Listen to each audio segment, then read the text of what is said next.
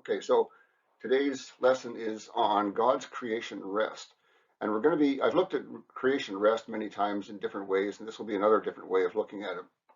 And in this one, we're going to focus on a particular view, create a video, in fact, created by a Jewish group and their view of God's creation rest. And at first, what they're saying is really good because they understand Hebrew and they understand the foundations of Hebrew. They can pick out something that God says about that rest that other people would miss and other people aren't understanding. And so they start out really good, but then they go wrong. They get lost in understanding what that is, what the meaning is of that stuff that they've found. And so that's what we're going to be looking at is what they say that's right, and we'll elaborate on why that's right and help you with that because they don't say a whole lot about it. It's a very short video. And then what they say is wrong. We'll listen to that and we'll discuss, or I'll talk about why it is wrong.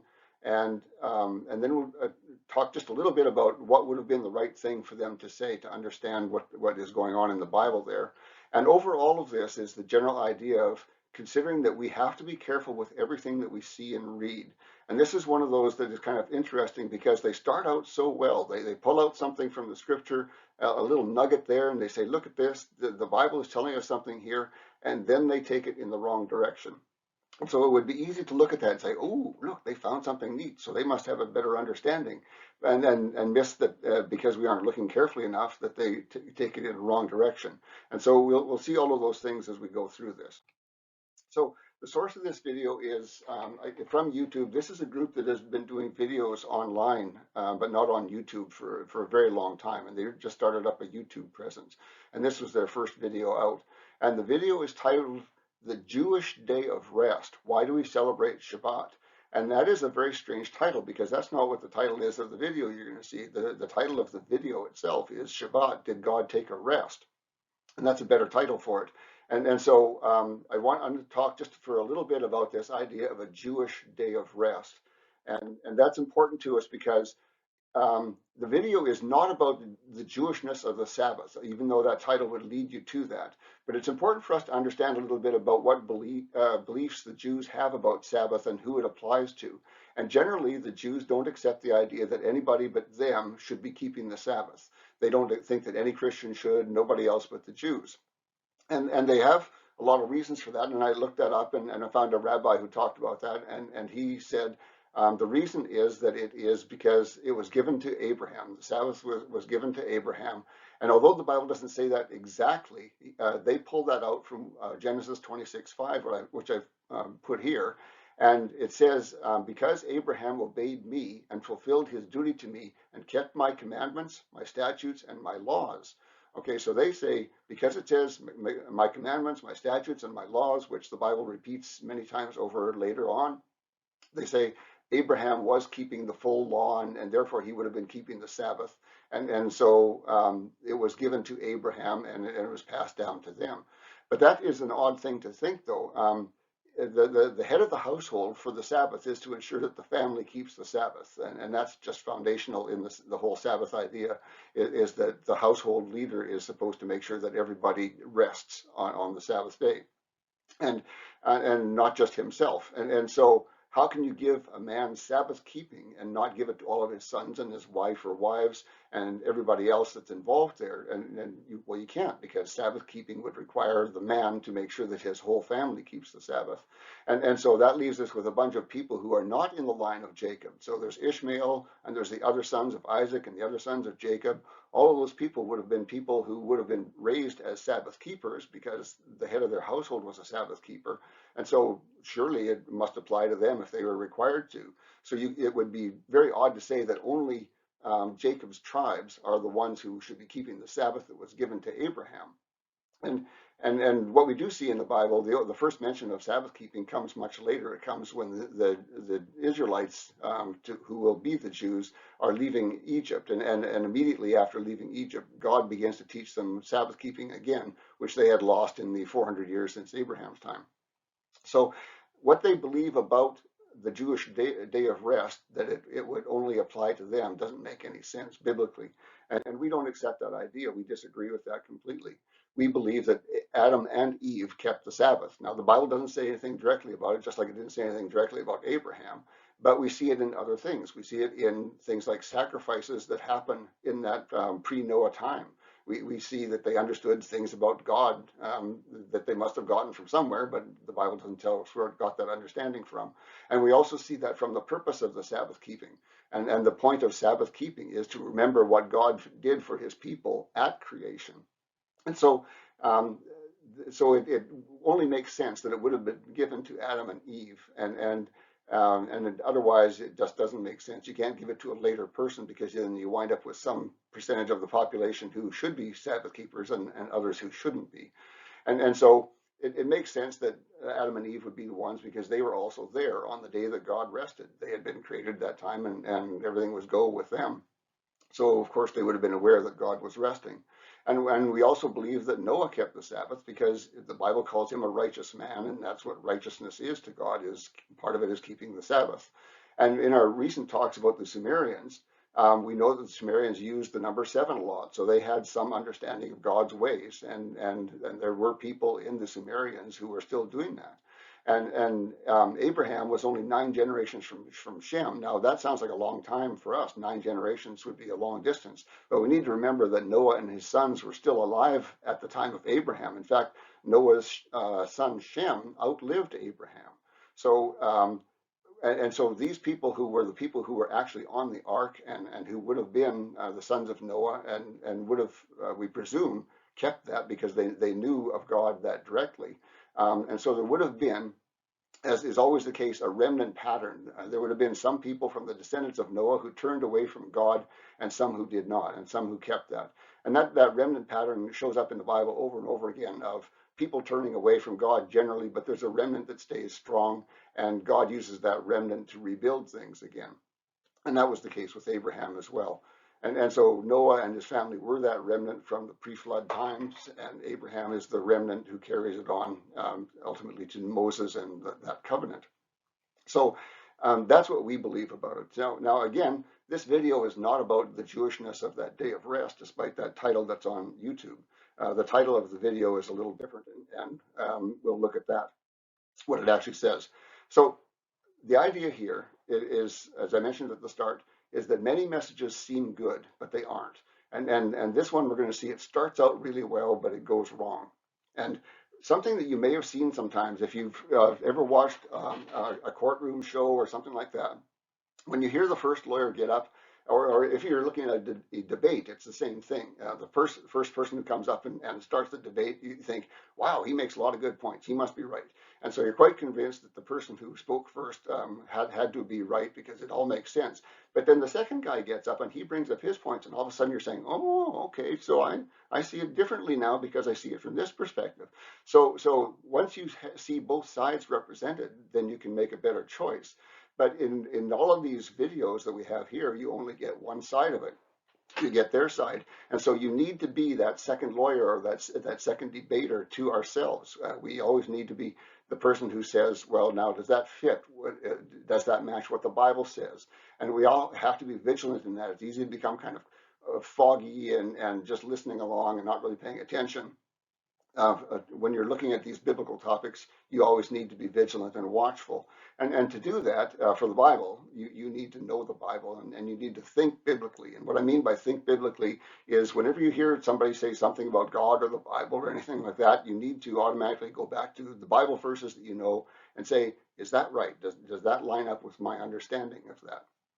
And then we need to know how the Bible describes God and how the Bible describes salvation and so many other things like that. That is what makes us strong and able to sort out things that are told to us and determine whether they're good or bad. And we need to watch for something. I've mentioned this a few times. New ideas are neither automatically good nor bad. There are some people, liberals in the church, love new ideas. So when a new idea comes out, they pounce on it and they think that's just wonderful, and they go chasing after that new idea, and they pay no attention to whether it's actually good or bad. And conservatives, on the other hand, tend to take and look at new ideas as though they're automatically bad, and because the church never believed that before, therefore this new idea must be bad. And we should never think in either of those ways. We should always test the new ideas because we know that in the past men have made mistakes and new ideas can be corrections to those. But we also know that there are lots of new ideas that are just wrong. They're not biblically supported at all. And so we must always be the people who are there to test those new ideas that come out. So in this video, what I need you to look for is, especially in the second part, not so much in the first part, but the question you need to be watching for is how is God like man and how is God not like man? And that will help you to see what's going on. Now, there's a couple terms used in this video. It's made by Jews, so they use a couple terms that are probably not familiar to you. One of the first one is Kiddush. Um, Kiddush is the Sabbath benediction and prayer that is always said at the beginning of the Sabbath. And it goes along with a glass of wine, which is in a Kiddush cup, and things like that. And so they're going to mention Kiddush, and you'll know what was being talked about when you see that. In fact, you'll see a guy holding a glass, and that's the Kiddush cup from the Kiddush prayer. And then you're also going to hear an odd expression, Shabbos. It sounds like he's saying Shabbos, but in fact, what he's saying is Shabbos. But they always say it's Shabbos, and nobody understands why they say it's Shabbos, as though it's an E rather than an O. But anyways, what you're hearing is Yiddish, the Yiddish word for Sabbath.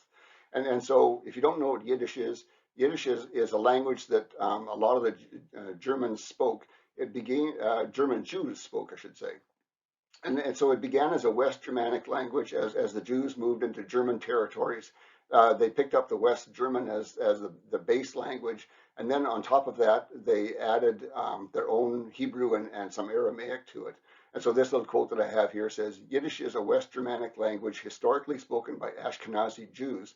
It is based on High German fused with many elements taken from Hebrew and to some extent Aramaic.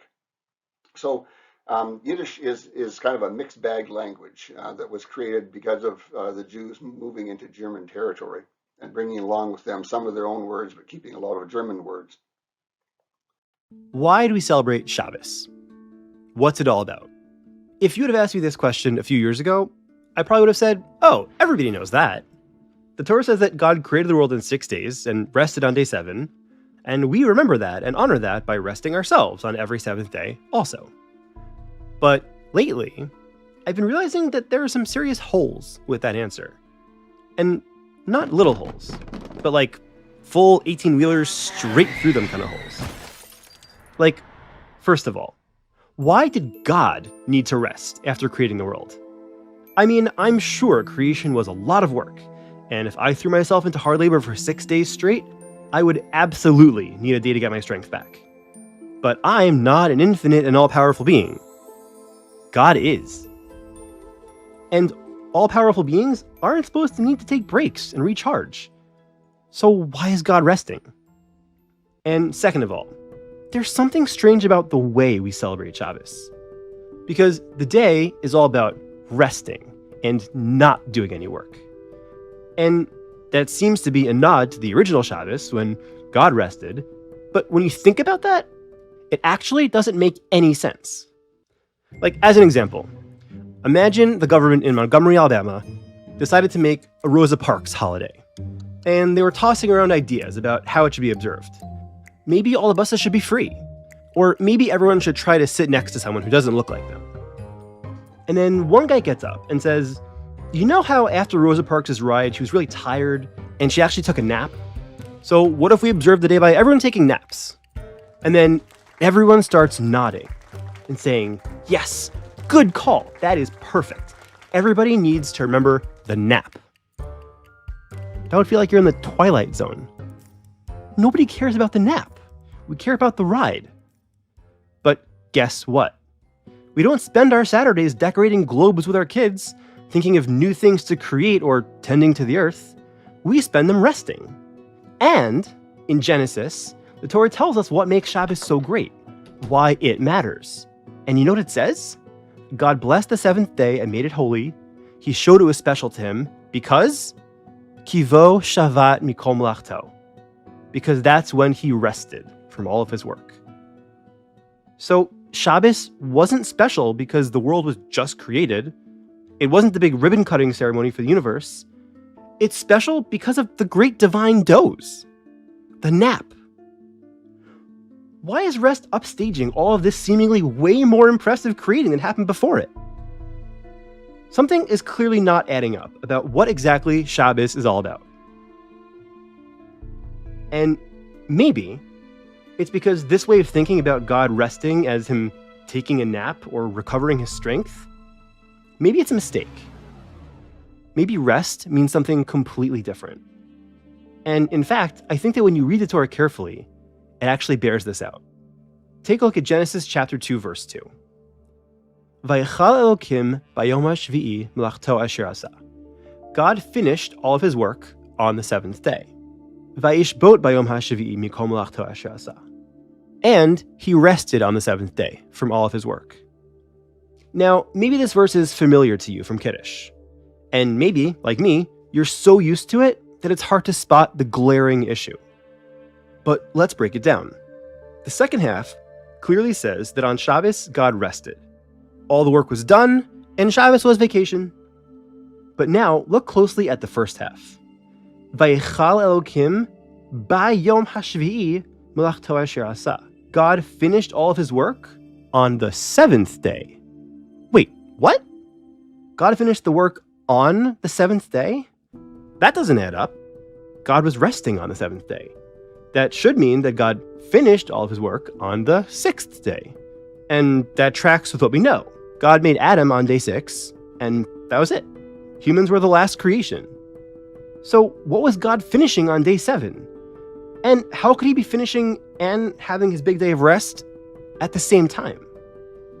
I think this paradox is actually the clue that cracks the case of Shabbos wide open.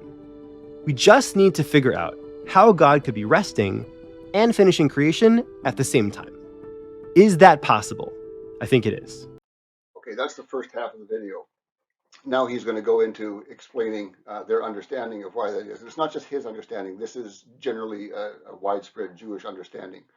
Now he asks two really good questions. In fact, everything that he does there is really good. He asks why the focus of the Sabbath is on the rest. Why do we observe the rest? Why aren't we out doing creating things to celebrate the creation? Why are we resting instead? And he talks about why don't we have our children make little globes or little people and little animals out of clay? Why don't we do that kind of thing to observe creation? Why instead do we rest? Why is the rest? Why is the focus on the rest? And he asked another good question. How can God both work and rest on the Sabbath? And that's the one I'm going to deal with first here, is explaining a little bit of what he's saying there. So the video author refers to Genesis chapter 2, verse 2. I'm pulling first from the New King James Version here, because they've done a really good job of a direct translation on this. So it says, on the seventh day, God ended his work which he had done, and he rested on the seventh day from all his work which he had done.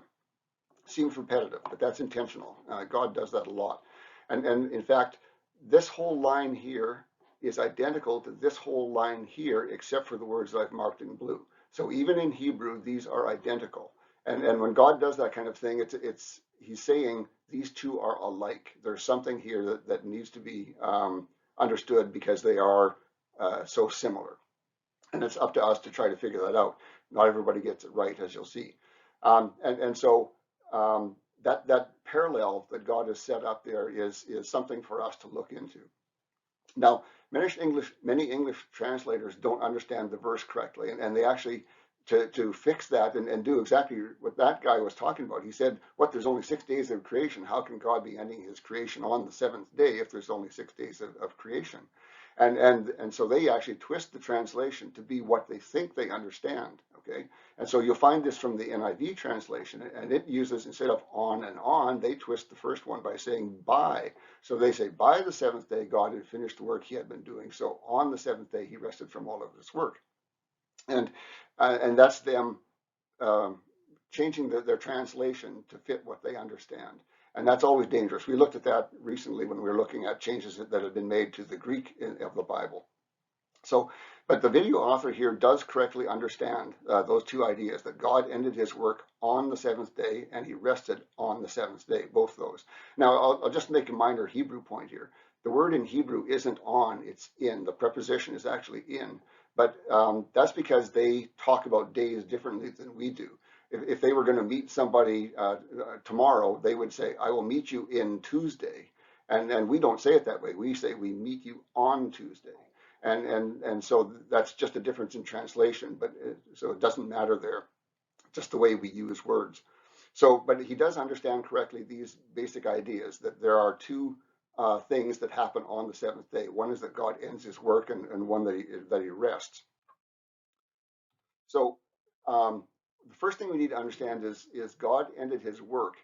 In that case, work is a noun, not a verb. And that's important to understanding what's going on here. He ended his work, a thing that he had, and he didn't stop working. So the Bible doesn't say God stopped working on the seventh day. It says that he ended his work. And so what that means is that God completed the work that he had set out to do. Okay, so this is a usage of work that we aren't really familiar with. Although I heard Pastor in his opening prayer talk about that. He said the work that you have for us, and that's exactly what the word here means. Is that when we have work to do, we have a thing to do. And when we actually do that work, it becomes a verb, and we work doing whatever we need to do. In God's case, when it came to actually creating things on each day, that was his work as a verb, but his work in total is a noun, a thing that he was doing and did complete. I hope that's understandable. It gets with particles in sentences and stuff like that. So in any ways, what you could do to make it more normal in English is you could replace the noun work that's in there with other nouns like project or job or tasks. So you could say that God ended his project, or he ended his job on the Sabbath day. So the Sabbath day was the ending of all that he had planned to do. And so you could say completed his project, and that would be a good thing to say, and a good natural translation of what's meant there. And so what it means is from the start, God had a project plan, we would say in the business world. He had a project plan and of all the things that were going to be done. And then the project plan, when it came time to start, he did all of these tasks. He created things. He did the work part of it. And then part of his project plan was that there was going to be a rest at the end of the project. And so the rest is included in the project plan. So it's possible to say that there were 6 days where God worked and one where he rested. Okay, so he did some kind of work on all of those days. That's work, the verb, and rested, the verb. But the whole thing was a work that he was completing. Okay, and I know might be tricky, but it needs to be explained. Okay, so we're going to go back to the video now. And so what's going to happen now is he's going to ask why there was a rest. Why is this rest in there? Because he's already been asking these questions about the rest and why is it in there? Why is the verse like that? Why is it like that? And he and the people with him don't know the correct answer. They've come up with something, they figured out something, and this actually happened in Judaism probably a long time ago because it's a generally understood way of understanding this passage. But they got the wrong answer, and he's going to be teaching you the wrong answer. And so this is the thing I mentioned before that I want you to remember as we go into this second part here. This question of how is God like man, and how is God not like man? Because that's going to help you to understand where they go wrong in this. We just need to figure out how God could be resting and finishing creation at the same time. Is that possible? I think it is. What if, in order to complete creation, God had to rest? It sounds kind of crazy. Why would resting make anything complete? If I'm building a house and I put up the drywall, set up the plumbing, and it's all ready for someone to move in, then it's finished. It's not more finished if I take a nap afterwards. But maybe if we just think about rest a little differently, it's actually not that crazy at all. Let me explain. So let's say there's a writer. Let's call him Martin Q. George. And he's writing this book. And it's got intrigue, betrayal, magic, and complex plot lines. It's an epic work. And he's close to finishing. He's got a full draft, all the storylines wrapped up, Things are looking good. The only problem is, it always feels like things could be better. One of the plot lines feels fine, but there's gotta be a better way to resolve it. And there's this one character whose dialogue just really needs to be sharper. Things like that. So the book is complete, essentially, but there are all these ways he could take it to the next level. And so Martin decides to spend a little extra time smoothing out all the edges. Only what ends up happening is, each time he reads over the manuscript, he finds more edges to smooth. And before you know it, years have gone by, and no book. Now, up to a certain point, wanting to get things perfect is totally understandable. No one's going to love reading a book with flat dialogue or tons of loose ends. But you know what else no one's going to love? A book you can't read, because it's never done. Now, maybe if Mr. QQ George's book never sees the light of day, it's sad, but okay, it's a book. No big deal. Though I know members of a certain fandom that would disagree. But what if the thing that was stuck in editing limbo was something bigger? Something like, say, the universe?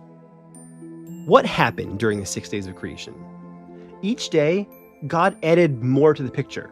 Move the water there, add some stars, make these animals and people. What if God hadn't stopped there? What if he decided that there were edges to smooth? That humans would really be much better with opposable thumbs on their feet, and kale should be indigenous to Africa and North America, and platypuses would be much better off at the top of the food chain. And on it went. A tweak here, an optimization there, and creation just ran rampant, indefinitely. Maybe the world would have become more and more wondrous with every passing day. But it also would have been completely pointless.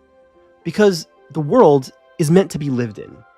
Life is supposed to happen. History needs to unfold. Humans need their chance to strive and fail and grow. And creation was the setup for all that.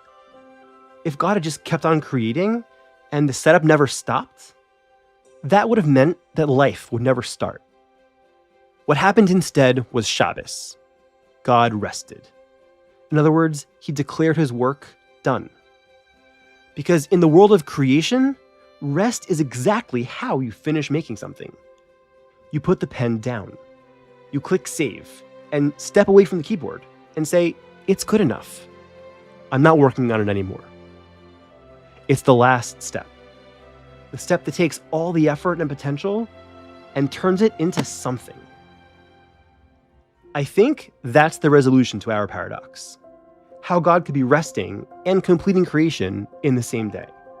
Because in God's decision to rest, he declared creation complete. He closed editing mode and pressed play on the universe. And I think this new way of seeing rest also answers our other questions about Shabbos and what it's really about. Because now we know why an infinitely powerful God needed a nap. He didn't. And it's also easy to see why we'd commemorate creation by resting. Because rest is what made creation mean something. Without it, creation would have been a whole lot of potential with no points, no end that justified all the effort. Rest is the transition from setup to payoff, from effort to reward. And I gotta say, for me, when I think about the emphasis on productivity that I think we see all over today, there's so much talk in articles and videos about maximizing efficiency, hacking ourselves in all these really clever ways to help us get more done. And rest actually figures into these conversations pretty often. Taking breaks, self-care, meditation. Basically, everyone recognizes today how important these are, but mostly as a means to an end, as a way to help you actually be more productive, right? Because the guy who takes care of himself won't burn out, and he'll end up ahead. And so I think about that, and then I think about this idea of Shabbos, how God celebrated rest because work needs to be complete at some point. You need rest to make it all mean something. And it makes me wonder, which way do I think about rest? About those moments where I'm just taking time and enjoying life. Do I see those as the moments that gave meaning to all the work that enabled them? Or do I see them as a means to an end, a way to help me get more done? And honestly, I think a lot of the time I treat rest the second way. But I'm trying to reflect more on this idea of Shabbos. Kind of get it out of my head that the joy of existence needs to be justified. And let myself see time with friends and family, time that I'm so used to thinking about as a good recharge before getting back to the grind, for what it is. Not the space between the important moments, but the important moments themselves. To see rest not as pressing pause on the life I'm working for, but actually as pushing play. Thanks for watching. Meaningful Judaism is a project of Aleph Beta Labs, and we're supported by generous folks just like you. Make sure to subscribe and go to alephbeta.org to find out more.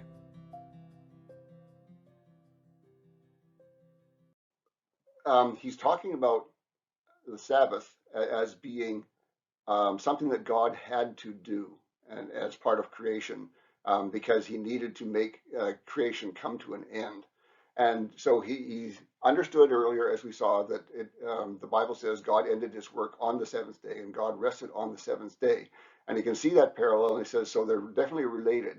And so their idea is that therefore rest was necessary for God to end the work that he was doing. And he goes over that idea quite a few times in some different ways, looking at it in different ways.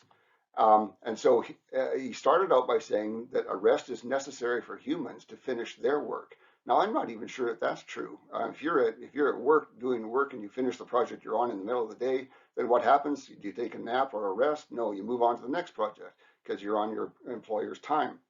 And so his basic fundamental idea, I don't think really even applies to humans. But he goes on and says that a rest is needed because otherwise a person would tinker with it endlessly. Well, your boss won't let you tinker with something that's already done. He's going to have you stop and move on to the next thing. And he also says that a rest completes a project. And as I said, I don't really agree with that general idea for humanity. But then he implies that God is like man in this way, that God also needs this thing to complete his project. But that's just silly. God is not like that. God, being God, knew exactly what he wanted it to be from the start. And this author describes creation as being a linear thing where God started by doing something on one day and then said, okay, now I need to add this the next day. And then on the next day after that, he said, okay, now I need this, as though somehow God hadn't planned everything from the beginning. But we know God is exactly the kind of person who would plan everything from the beginning. So there is no need for God to do any tinkering. God never needs to tinker because he knows the future and he knows exactly what he wants to do. And so he does exactly what he wants to do. So he doesn't need to tinker once it's done. And he doesn't need any sort of completion event to keep him from tinkering or to mark the end of it and finish it off. So everything that he says about humans doesn't really apply well to humans, and it certainly doesn't apply to God. And so that's the thing that I wanted you to notice from that is what he's saying about God is not true about God. God is not like a man that way. And so why God rested? So what should have been his answer to that question? Because he's got the right questions. He's seen the right things in the Bible. He's got all the right questions. He just comes up with the wrong answer. And so it does seem odd to everybody. And you saw those translators who changed the translation so that they could get the 6 days to line up with what the Bible was saying there. And so it does seem odd that God's 7-day work would be observed by a rest. And as we talked about before, it treats God's rest as if it's the whole point of creation.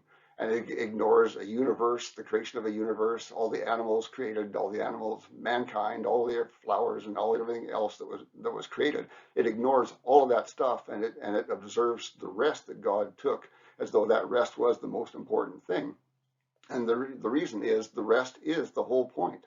That's everything. That's the end goal of what God is doing. And in that rest that God took is our future rest, and we've talked about that before. The Bible talks about that rest in Psalms, I believe it is, when he says, "Those people will not enter into my rest." And he's talking about this rest that God took is what we will enter into. That's what God has planned for mankind. So the whole of creation is ultimately to get a rest for the mankind that he created. So, of all the great things God did or will do, providing a rest for us was the greatest of those things, and that was what the rest was that God took. And so, although it wasn't a day of creating, it was a day of resting. But that is a rest that is a future rest for us. So some people think that keeping the Sabbath observes all of creation, and this author is certainly one of those things. People, he thinks that keeping the Sabbath is about creation, so he's trying to line that up, the fact that it actually is observing a rest, not the creating. But it doesn't really work right when you think of it that way. And so he thinks, as many people do, because the last day is one of the days of creation, then it it must be somehow celebrating and keeping an observance of what God did in creation. But that really isn't the case. All of creation is nothing to God. The creation was destroyed in the flood. It will be destroyed, the Bible says, as if by fire in the future. But the rest that God set aside for us is something that continues on for us and is our ultimate destination. So um, summarizing what we've been through here a little bit and some more thoughts on it. We need to always be watching these things. And this guy is a great speaker. He presents well. He's got those little animations that are just really cute and great pictures in them. And he talks about some ideas that sound wonderful. We need to always test all things. From 1 Thessalonians 5:21, it says that. Test all things, hold fast to the good. And something that sounds good, yeah, but you need to still be awake and watching and paying attention to what is being told to you and deciding if that's really biblically sound. In 1 John chapter 4, verse 1, it expresses the same idea. He says, "Beloved, do not believe all spirits, but be distinguishing between the spirits, whether they are from God, because many false prophets have gone out into the world." Even in his time, there's lots of false prophets. So false teachings come in pretty packages, as this one does. They're well presented. The guy has a good voice, throws in some occasional humor. That's all really good stuff, makes it a very watchable video. And he sees something in a verse that many other people have missed or misunderstood, and he brings that out and says, "Look at this. This is something you need to pay attention to." And that's what the Bible is calling us to do. Pay attention to this. There's something going on here. Lots of nice images in the video, things like that. And he's also someone who at least to some people, represents an authority figure. He's Jewish, and so you think, well, he's Jewish, so he may have a better understanding of the Bible than we do. And that's often, well, not often, but it's certainly sometimes true. That because the Jews understand the Hebrew language, they do have an advantage over us. They can see things. And that's exactly what happened with that verse. He says, when you look at this, and you get a good translation that you're working from, or you're working from Hebrew, you can see that there's a parallel that God has set out here, and you can't twist it the way it was being twisted as we saw. But it doesn't need to be a Jewish person. It could be a well-respected preacher. Maybe he's got lots of people at his church, and maybe somebody is well-dressed or well-known, or maybe he's written many books. All of those things kind of call out to us to have respect for what a person is saying. But we still always need to be watchful and to make sure that we are being taught the truth. In many cases, and one case here is that it started out really good. He was really on the right path, and then he took the wrong path from there. So especially in this time, when we're coming up on the end of everything, things are going to get worse, and there are going to be lots of deceivers. John is talking about the false prophets in his time. We know there's worse ones coming. We need to test everything that we read, everything that we hear, and we need to test that against our understanding of the Bible. Is what we're being told true? Is that the correct understanding? So any comments, questions? No, that makes a lot of sense, Dan, because, I mean, it's true. I mean, so many things are happening and are going to happen that you need to be aware and beware of what's going on and who's putting it out there, if they have an agenda behind what they're putting out or spinning, or they're just simply just, just wrong. They haven't read the Bible from beginning to end, right? Yeah. So, and thank you for mentioning that part about just because somebody's Jewish okay, then they know everything. They are absolutely right on everything. And we should just blindly follow whatever they say or do. Yeah. And like you said, it's not just the Jewish people, it could be, just a Christian pastor, a well-known Christian pastor or, whatnot. So thank you for also pointing that out. Yeah, I did mention that because there are definitely some Christians who are kind of following everything that the Jews do, and they need to be more wary than that. They need to remember kind of one of the key pieces that I remember is that these are the people who killed their own Messiah. And so they've made some big mistakes before, and they're capable of mistakes again.